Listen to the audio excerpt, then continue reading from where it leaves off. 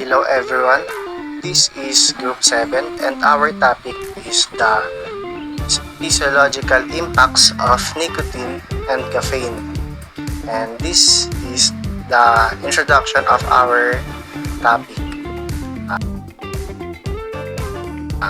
Nicotine and caffeine are two of the most widely consumed psychoactive substances globally, with billions of people using them daily. Nicotine, the primary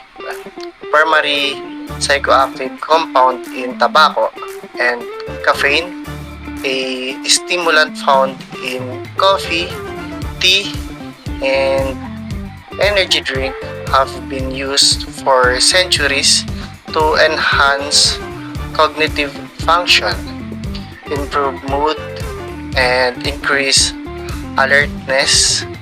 However, despite their widespread use, the physiological effect of this substance on the human body are complex and multifaceted, like chronic consumption of nicotine and caffeine has been linked to various health outcomes, including cardiovascular disease, respiratory problems, and neurological disorders. Good day everyone, my name is Christine Claire. I am the next reporter and I will discuss the body of our report. This research investigates the physiological effects of nicotine and caffeine on the human nervous system, cardiovascular health, and cognitive function. It will achieve this by reviewing existing literature and conducting comparative analysis to understand the underlying mechanism and potential interaction between these substances. The study will also explore the implication of these findings for public health policy and future research. Next slide is: nicotine is a component of tobacco rapidly enters the bloodstream and brain, activating nicotinic acetylcholine receptors. This triggers the release of dopamine, serotonin, and norepinephrine, causing increased alertness, mood elevation, and temporary cognitive boost.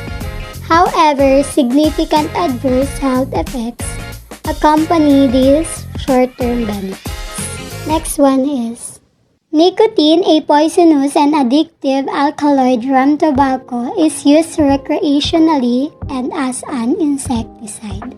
Smoking tobacco, a major source of nicotine exposure, is a leading cause of lung and throat cancers, as well as cardiovascular and respiratory diseases, with increased risk associated with higher consumption. Public health initiatives, including advertising campaigns and bans, target nicotine use to mitigate this significant health risk. Last one is caffeine, also known as time, is a central nervous system stimulant found in coffee and tea. It can be extracted from these sources using various methods, including organic solvents, acidic solutions, or supercritical carbon dioxides. Next reporter, please. Cardiovascular system. Nicotine causes a significant increase in heart rate and blood pressures by stimulating the release of adrenaline. Long-term use contributes to endothelial dysfunctions, atherosclerosis, and an increased risk of heart disease. Ibig sabihin nito, ang nicotine at caffeine ay mga stimulant na may epekto sa cardiovascular system. Ang nicotine ay nagpapataas ng tibok ng puso, presyon ng dugo at nagdudulot ng vasoconstriction sa pamamagitan papasigla ng adrenaline. Pinapataas nito ang alertness at mood, ngunit maaaring magdulot ng addiction. Sa pangmatagalan, nagpapataas ito ng panganib ng hypertension, atake sa puso at stroke. Ang caffeine naman ay pansamantalang nagpapabilis ng tibok ng puso, at presyon ng dugo. Respiratory system. While nicotine itself does not indirectly damage lung tissue, its delivery via smoking leads to chronic exposure to harmful byproducts, exacerbating condition like chronic obstructive pulmonary disease, COPD. Ang nicotine ay nagdudulot ng iritasyon sa daloy ng paghinga, pamamaga at pinsala sa alveoli na maaaring magresulta sa mga sakit. Addiction and dependency.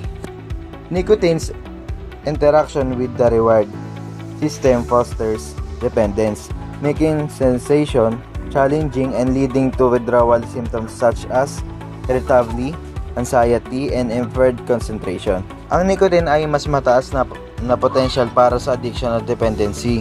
Nagdudulot ito ng matinding cravings at malakas na withdrawal symptoms tulad ng iritasyon, depression, at pagkabalisa. Mahirap itong tanggalin at may malubhang epekto sa kalusugan. Laws. Republic Act No. 9211 was passed in 2003 and included 3 key tobacco control components. 1. Minimum legal sales age of 18 years. 2. Text warnings on cigarette packs. And 3. Smoke-free public places. Second law, Tobacco Regulation Act of 2003. This is an act regulating the packaging, use, sale, distribution, and advertisements of tobacco products and for other purposes.